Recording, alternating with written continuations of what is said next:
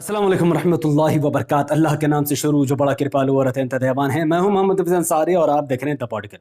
उत्तर प्रदेश विधानसभा election 2022 में Bharatiya Janata party बहुमत से सरकार बना रही है।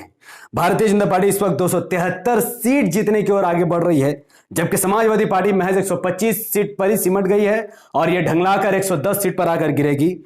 बहुजन समाज पार्टी ने सिर्फ एक ही सीट जीतकर मात्र अपना खाता ही खोलने में वो कामयाब हुई है।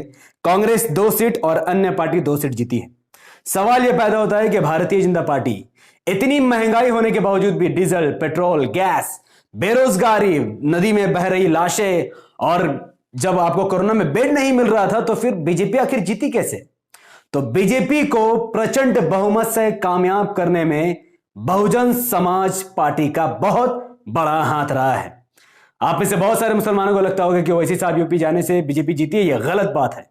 असल में विलन और असल में बीजेपी का बी टीम अगर कोई है तो वो बहुजन समाज पार्टी है। ध्यान से देखिए कि बहुजन समाज पार्टी ने मात्र 1 सीटें ही जीती हैं, सिर्फ 1, और बदले में बहुजन समाज पार्टी को पूरे उत्तर प्रदेश में 12.8% वोट मिला है, यानी 1,16,68,008 vote total Bahujan Samaj party को मिला। आप सोचिए, 1 सीट बहुजन समाज पार्टी जीती है और 1 करोड़ से ज्यादा वोट बहुजन समाज पार्टी को मिला। इसका मतलब 403 विधानसभा की सीटों पर बहुजन समाज पार्टी ने वोट काट कर 30-40 हजार वोट काटा मुसलमानों और दलितों का, और भारतीय जनता पार्टी को फायदा पहुंचाया। और यह पूरा प्रूफ के साथ मैं आपको इस वीडियो में देने वाला हूं, लेकिन उसके लिए आपको थोड़ा सा इंतजार करना पड़ेगा। एआईएमआईएम का एक कैंडिडेट प्रत्याशी जीतने वाला था मुबारकपुर से, लेकिन अब यह लास्ट अंतिम चरण में उनका राउंड टेबल चल रहा है, जहां पर टोटल एआईएमआईएम के प्रत्याशी गुड्डू जमाली साहब को 31,182 वोट मिले हैं, जबकि समाजवादी पार्टी के प्रत्याशी को 49,752 वोट मिला है। बहुजन समाज पार्टी ने 26,806 वोट काट दिए और भारतीय जनता पार्टी ने 25,895 वोट लिए। तो इस सीट से जहां पर एमआईएम इलेक्शन लड़ी, लेकिन बीजेपी नहीं, समाजवादी पार्टी का अखिलेश नाम का कैंडिडेट जीता है, तो यहां से एआईएमआईएम का कैंडिडेट हारा, यानी उत्तर प्रदेश में एआईएमआईएम का कुछ भी खाता नहीं खुला है इस बार के लिए।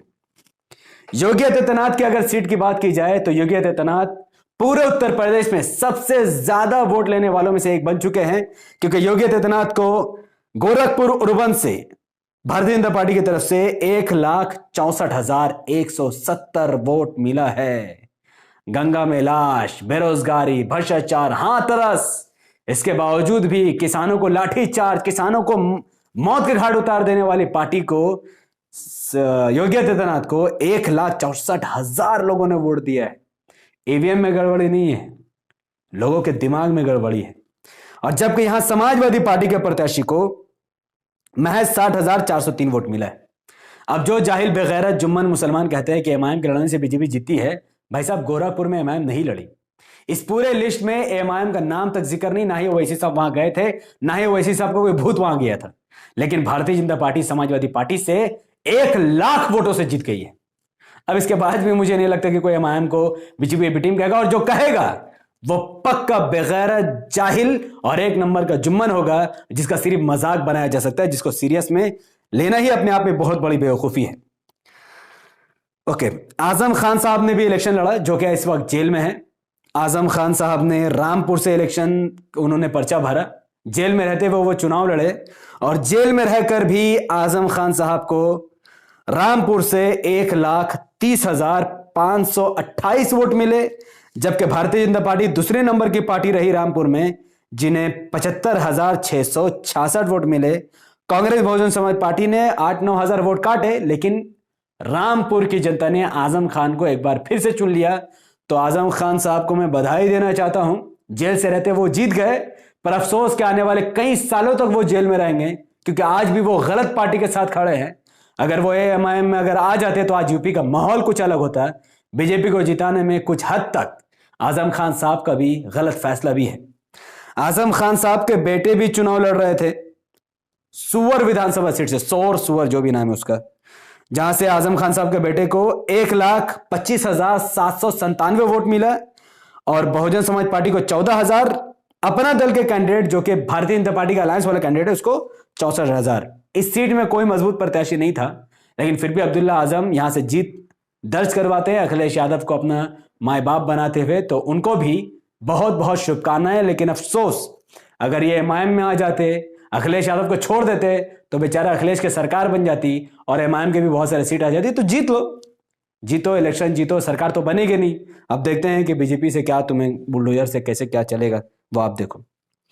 अब इस वीडियो का सबसे अहम कड़ी में आते हैं कि बहुजन समाज पार्टी ने आखिर कैसे बीजेपी को जीतने में मदद की। उस कड़ी को जोड़ेगी आगरा कैंट की ये सीट। आगरा कैंट की इस सीट में भारतीय जनता पार्टी को 1,17,352 वोट मिलता है, जबकि समाजवादी पार्टी को 68,803 वोट मिलता है।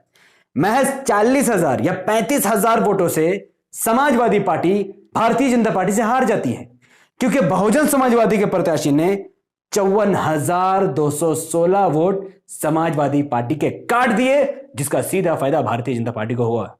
जो भी जुम्मन ये वीडियो देख रहा है, अगर वो जरा से भी पढ़ा लिखा हो, तो वो समाजवादी पार्टी का 68,803 vote plus Bahujan Samaj party का 54,216 वोट को अगर एक साथ वो जमा करेगा, तो वो देखेगा कि ये दोनों मिलाकर 1,23,000 वोट बन जाते हैं। और 1,23,000 वोट एसपी बीएसपी में बटा, जिसका फायदा सीधा सीधा भारतीय जनता पार्टी को हुआ। आगरा कैंट से ना एमआईएम लड़ी, ना वैसे सब प्रचार को गए, तो एमआईएम बीजेपी की भी टीम नहीं, बल्कि मायावती रियल बीजेपी एजेंट, सही मायने में बीजेपी की भी टीम है, जिस पर किसी की भी नजर नहीं जा रही है। और आप कांग्रेस को भी अगर आप देखोगे, जो 2 विधानसभा की सीट जीती है, कांग्रेस ने 403 विधानसभा की सीटों पर अपने प्रत्याशी उतारे थे, 403। और जबकि रिजल्ट कितना है, सिर्फ 2 विधानसभा की सीट कांग्रेस जीती है। बाकी 401 विधानसभा की सीटों पर 1,000, 2,000, 3,000 वोट काटकर सीधे सीधे इन्होंने भारतीय जनता पार्टी को फायदा पहुंचाया है। तो उत्तर प्रदेश विधानसभा इलेक्शन 2022 के वापस से मुख्यमंत्री बनेंगे योगी आदित्यनाथ, और दड़ा दबा के इस बार वो बुलडोजर चलाएंगे। और मैं उत्तर प्रदेश के मुसलमानों से यह भी पूछना चाहता हूं कि जिस समाजवादी पार्टी का आपने भरोसा किया, समर्थन किया और एआईएमआईएम का संपूर्ण तरीके से बहिष्कार कर दिया, इस उम्मीद से कि समाजवादी पार्टी भारतीय जनता पार्टी को हरा देगी, और आपने यह धोखा ले लिया कि समाजवादी पार्टी ने एक बड़ा गठबंधन तैयार किया है, राजभर, कुशवाहा, मौर्य, पटेल, न जाने कितने किस्म के पार्टी, कितने किस्म के नेता, कितने जात बिरादरी के लोगों को उन्होंने अपने साथ लेकर एक बड़ा गठबंधन लिया, जिसमें कोई मुस्लिम नेता नहीं और कोई मुस्लिम क़यादत नहीं थी। फिर भी आपने समाजवादी पार्टी का समर्थन किया, भरोसा किया, लेकिन जब रिजल्ट में देखा गया कि बीजेपी 273 सीट जीतने वाली है, तो आज शायद यूपी के मुसलमानों को पता लग गया होगा कि जिस कम्युनिटी, राजभर के नेता या मौर्य के नेता, कुशवाहा के नेता, पटेल के नेता, ओबीसी के नेता, दलित के नेता, जितने भी नेता समाजवादी पार्टी के साथ थे, नेता ही साथ थे, उनके वोटर्स और उनके लोग भारतीय जनता पार्टी के साथ थे। ये वही जैसा कि 2017 और 19 में यादव बहुल बूथों पर कमल को वोट दिया गया था और मुस्लिम बहुल बूथों पर समाजवादी पार्टी को वोट दिया गया था, साइकिल को वोट दिया गया था। यही चीज बार बार मना करने के बावजूद भी यूपी के मुसलमान एक बार फिर धोखा खा गए और मुस्लिम बहुल सीटों पर समाजवादी पार्टी की जीत हुई है, लेकिन यादव बहुल सीटों पर भारतीय जनता पार्टी की जीत हुई। दलित बहुल सीटों पर और बाकी अन्य कास्ट के लोग जहां रहते हैं वहां पर पूरी तरीके से भारतीय जनता पार्टी जीत चुकी है। अब मैं एक सवाल यूपी के मुसलमानों के बीच छोड़े जा रहा हूं कि आपने भले ही समाजवादी पार्टी पर भरोसा किया, एमआईएम को वोट नहीं दिया, इससे हमें कोई गुरेज नहीं है और मुझे कोई फर्क नहीं पड़ता कि यूपी में किसकी सरकार बनेगी, मुझे सिर्फ एमआईएम की सीट से मतलब थी। अब एमआईएम का एक भी खाता नहीं खुला।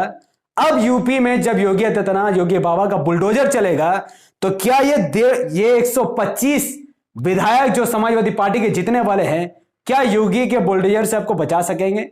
नहीं। क्या आपके लिंचिंग पर आपकी आवाज उठा सकेंगे? नहीं। क्या महंगाई पर आपकी मदद कर सकेंगे? नहीं। आपके घर से लेकर आपके जरूरत के सामान तक, क्या ये आपके घर तक पहुंचेंगे? नहीं। 5 साल समाजवादी पार्टी के ये 125 विधायक घर में बैठे रहेंगे। पहलू खान, हाफिज जुनैद, कारी ओवैस, अल्ताफ जैसे सैकड़ों मुस्लिम बच्चों के मारे जाने की खबर आएगी, लेकिन समाजवादी पार्टी या तो ट्वीट कर देगी या फिर घर में बैठे तमाशा देखती रहेगी, या योगी आदित्यनाथ के साथ मीटिंग करके मुसलमानों के मौत का मजा लेगी। और शायद यूपी के मुसलमान यही डिजर्व करते हैं, क्योंकि अल्लाह सुब्हानहू व तआला कभी किसी पर जुल्म नहीं करता। जीत और हार का असल में फैसला अल्लाह ताला ही करते हैं। यूपी के मुसलमान डिजर्व नहीं करते थे कि एआईएमआईएम वहां जीते और उनके लिए अच्छा काम करे, स्कूल कॉलेज हॉस्पिटल बनवाए जैसे कि हैदराबाद में उन्होंने बनवाया है। लेकिन यूपी के मुसलमानों को बीजेपी को हराना था और अखिलेश यादव से ई रिक्शा पाना था। आज वो हालत हो गई उनकी कि स्कूल कॉलेज हॉस्पिटल तो अब मिलने वाला है नहीं, क्योंकि एमआईएम तो जीती नहीं। बेचारा अखिलेश की सरकार भी नहीं बनी जो इनको ई रिक्शा मिले। रिक्शा भी गया, स्कूल भी गया और बाबा बुलडोजर लेकर पहुंचने की तैयारी कर रहे हैं। तो खैर, फैसला आपका था, वोट आपका था, जिम्मेदारी आपकी थी और आपने हर चीज पर आपके हाथ में सिर्फ और सिर्फ नाकामी ही हासिल हुई है। जो भी एमआईएम के कार्यकर्ता एमआईएम के लिए काम कर रहे थे वो डट कर काम करते रहे। ओवैसी साहब का प्रेस कॉन्फ्रेंस आया, मैं दूसरे चैनल पर डाल दूंगा। उन्होंने साफ तौर पर कहा कि हम लड़ते थे, हैं और आगे भी रहेंगे।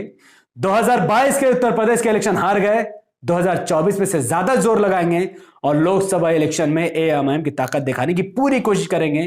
तो आपके पास 2 साल का वक्त है, 2024 की तैयारी करो और जो गलती आपने समाजवादी पार्टी पर भरोसा करके की है उस गलती को एआईएमआईएम पर भरोसा करके सुधार दो। अदरवाइज जैसा कि 70 साल से चला आया है, आगे भी चला आएगा। धोखा खाते थे, धोखा खाओगे। ओवैसी साहब पर भरोसा करोगे, एमआईएम को वोट दोगे तो तुम्हें सरकार में हिस्सेदारी लेने का मौका मिलेगा। बहुत बहुत शुक्रिया। इस वीडियो को उत्तर प्रदेश के कोने कोने तक पहुंचाने की जिम्मेदारी आपकी। इस वीडियो को लाइक कीजिए, इसके लिंक को व्हाट्सएप, फेसबुक, इंस्टाग्राम जैसे सोशल मीडिया के प्लेटफॉर्म पर शेयर कीजिए। अपनी बातों को कमेंट पर रखिए कि आपने क्या सोचा था और क्या हुआ है, कौन सी पार्टी कितनी सीट जीत रही थी और कितनी सीट जीती, आप जरूर कमेंट पर बताइए। हमारे यूट्यूब चैनल द पॉलिटिकल को सब्सक्राइब कीजिए, बेल आइकन क्लिक कीजिए। मुझे अपनी दुआ में याद रखिए। अगर आप सब इस वीडियो को हमारे Facebook channel the political news पर देख रहे हैं तो इसे भी कभी लाइक, फॉलो और कम से कम 5 बड़े ग्रुप में शेयर कीजिए। बहुत बहुत शुक्रिया। मायूस होने की जरूरत नहीं है, वक्त है अभी। जब तक मेहनत करते रहिए, इंशाल्लाह अल्लाह रिजल्ट जरूर देगा। अस्सलाम वालेकुम रहमतुल्लाहि व बरकात। अल्लाह की सलाम रहमत बरकात आप तमाम भाई और बहनों पर हो। मैं अल्लाह भी पीस अपॉन अस।